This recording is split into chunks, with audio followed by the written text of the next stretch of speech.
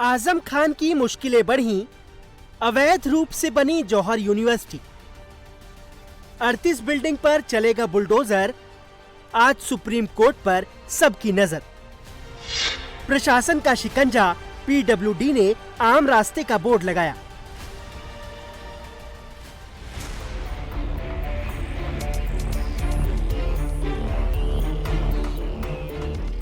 Samajwadi party के वरिष्ठ नेता आजम खान को झटके पर झटके लगे हैं।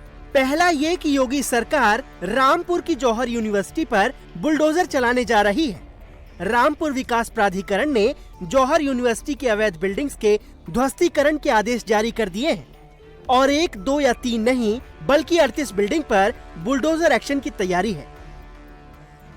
दूसरा ये कि पीडब्ल्यूडी ने यूनिवर्सिटी के मेन गेट के बाहर आम रास्ते का बोर्ड लगा दिया है। रामपुर विकास प्राधिकरण की जांच के मुताबिक मौलाना मोहम्मद अली जौहर यूनिवर्सिटी में कुल 40 बिल्डिंग बनी हुई हैं। जांच में केवल 2 बिल्डिंग के नक्शे पास मिले हैं, जबकि 38 बिल्डिंग बिना पास नक्शे के बनाई गई है, जिसके बाद प्राधिकरण ने बिना पास नक्शे के निर्माण को अवैध करार दिया है और सुनवाई के बाद ध्वस्तीकरण के आदेश जारी कर दिए हैं। जौहर विश्वविद्यालय का भवन का निर्माण ग्राम सिंगनखेड़ा में हुआ है, जो आरडीए के क्षेत्र के अंतर्गत आता है। ये जांच में ये ज्ञात हुआ था कि वहाँ पे जो भवन निर्माण हुआ है वो बिना अनुमति के हुआ है। इसके संबंध में उनको नोटिस दिया गया था, उनको ने लिखित जवाब अपना प्रस्तुत किया है। इसके साथ ही व्यक्तिगत सुनवाई का भी अवसर दिया गया था। सारी कार्रवाई संपन्न होने के बाद ये तथ्य प्रकाश में आया है कि जौहर यूनिवर्सिटी में 40 भवनों का निर्माण किया गया था, जिसमें से मात्र 2 ही भवन ऐसे हैं जिनका मानचित्र स्वीकृत है। शेष 38 जो भवन है बिना मानचित्र स्वीकृत कराए बनाए गए थे। इस प्रकार से इसको अवैध निर्माण पाया गया और उसके ध्वस्तीकरण का आदेश पारित कर दिया गया है।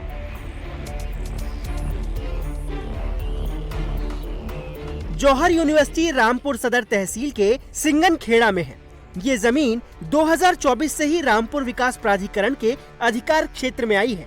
ऐसे में यूनिवर्सिटी प्रशासन ने सवाल उठाए हैं कि जिस समय ये यूनिवर्सिटी बनी थी उस समय रामपुर विकास प्राधिकरण के क्षेत्र में नहीं आती थी, जिस वजह से नक्शा पास नहीं कराया गया।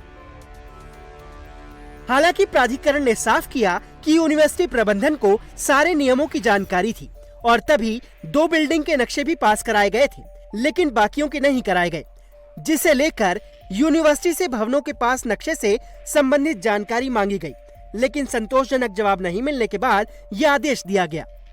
ये जो क्षेत्र है 2024 के बाद से आरडीए के जुरिस्डिक्शन में आया है। उससे पहले वहाँ पे जिला पंचायत का जुरिस्डिक्शन था और ये क्लियर है कि 2 भवन जो उन्होंने बनाए हैं उनका मानचित्र उन्होंने जिला पंचायत से स्वीकृत कराया है।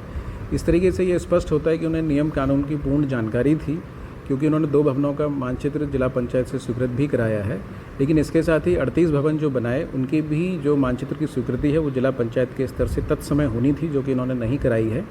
और 2024 के बाद से जब से आरडीए ने टेक ओवर किया है तो जिला पंचायत के जो दायित्व थे स्वीकृति संबंधित या अवैध निर्माण के ध्वस्तीकरण से संबंधित, वो अब आरडीए को करने हैं। आदेश पारित करने के उपरांत नियमानुसार 15 दिन का समय संस्था को दिया जाता है कि इस अवैध निर्माण को वे स्वयं से हटा लें, और ऐसा ना होने की दिशा में आरडीए द्वारा स्वयं कार्रवाई करते हुए इस अवैध निर्माण को हटाया जाएगा। साल 2006 में स्थापना के बाद से ही जौहर यूनिवर्सिटी विवादों में रही है। आजम खान जौहर यूनिवर्सिटी के चांसलर हैं। फिलहाल रामपुर विकास प्राधिकरण ने जौहर यूनिवर्सिटी प्रबंधन को 15 दिन की मोहलत दी है ताकि वो खुद से ही अवैध निर्माण तोड़ लें, लेकिन अगर ऐसा नहीं होता तो आरडीए खुद कार्रवाई करेगा। दूसरी ओर लोक निर्माण विभाग ने यूनिवर्सिटी के मेन गेट के बाहर बोर्ड लगाया है, जिस पर लिखा है ये आम रास्ता है। यानी पीडब्ल्यूडी ने साफ कर दिया है कि ये रास्ता अब सार्वजनिक इस्तेमाल के लिए है, जिस पर पहले रोक थी। लोगों के मुताबिक मेन गेट बनने के बाद करीब 20 सालों से रास्ते पर आम लोगों का आना जाना प्रभावित रहा।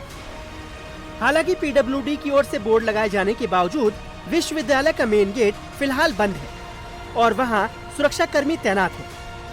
योगी सरकार की जीरो टॉलरेंस नीति के तहत प्रदेश भर में अवैध निर्माणों पर बुलडोजर चल रहा है। यूपी के अलावा और भी कई राज्यों में बुलडोजर एक्शन जारी है।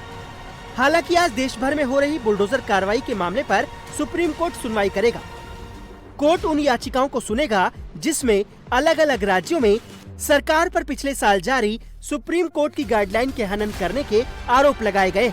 ऐसे में आज बुलडोजर एक्शन पर सुप्रीम कोर्ट की सुनवाई पर सबकी नजरें रहेंगी।